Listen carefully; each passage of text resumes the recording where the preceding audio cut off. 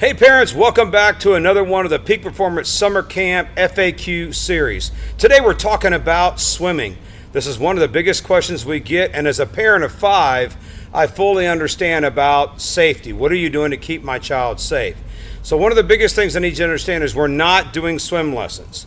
I use swimming as a way for the kids to have fun while they're exercising. They don't realize they're doing that. It's a great low to no impact resistance training that they can do, and for some of them it's actually pushing and getting over their fears. So a couple of things that we do to keep them safe is we have ingress entering the pool, egress leaving the pool policies that we train heavily on with the staff. Now I bring my staff in 1 week before summer even starts, and we train that entire week. And that's primarily for the part-time college students that are coming on to help us during the summertime. Now, so one thing we do is the guards are there. We rent the pool, so we're not there when the public is there. We rent it, and then there's guards there, and then my staff is there as well. And everybody has a duty station on where they're assigned in and outside of the pool to make sure we're keeping the kids in specific areas. Now, the other thing that we do is that we have colored bands the kids will wear. So today I have the yellow band with me, we have a red one, and we have a green one.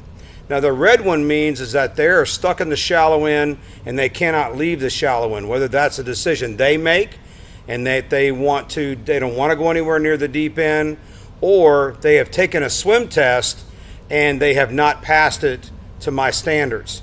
My standards are it's a 25-meter swim. They have to do a freestyle stroke with a side breathe. They can't do doggy paddle. They can't do a back or front flutter. They have to be able to swim extremely strong. The pool that we go to, we've been going there for 23 years, and they have a deep end. It's 11.5 feet. There is a low diving board that's down there. So for them to get anywhere near that area of the pool, their swimming's got to be on point.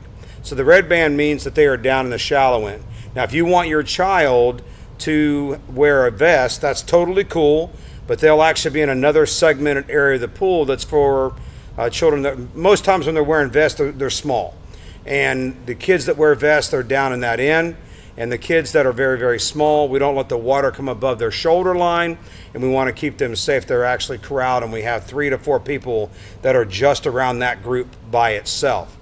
Now for the kids that have a yellow band or the coveted green band, they will have access to the deep end of the pool. For the yellow band students, I feel like their swim stroke is strong enough that if they go off the diving board, they swim straight to the ladder.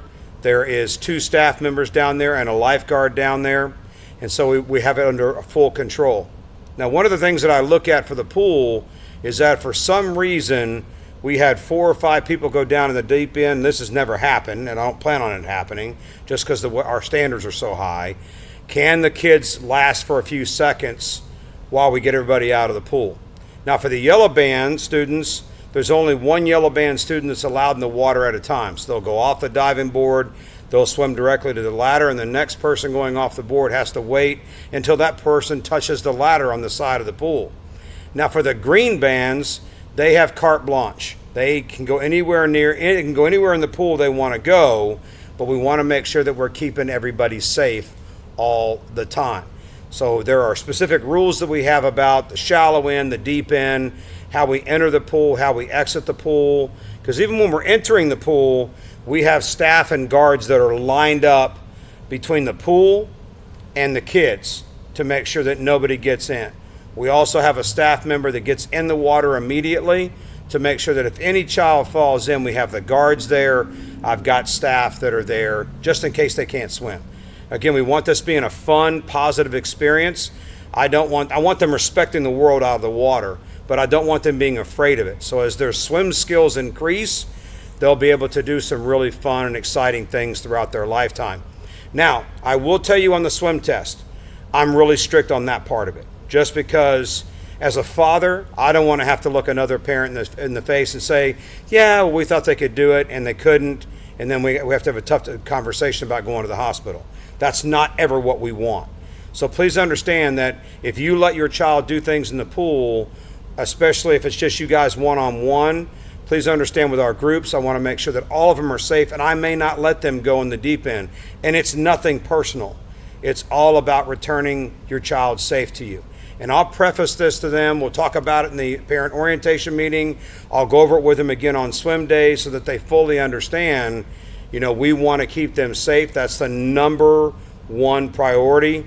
Secondly, I want them having fun. And then we have rules inside the pool. I don't let the kids, they can't climb on top of each other. They can't hold each other underneath the water. They can play games and stuff. And again, we move inside the pool because I want to use it as a disguised exercise regimen and getting them in shape, building their cardiovascular and resistance training. If you have any other questions about swimming, just give us a call at the Academy, 512-918-8921. We look forward to seeing you guys at camp. Have a wonderful day. Bye-bye.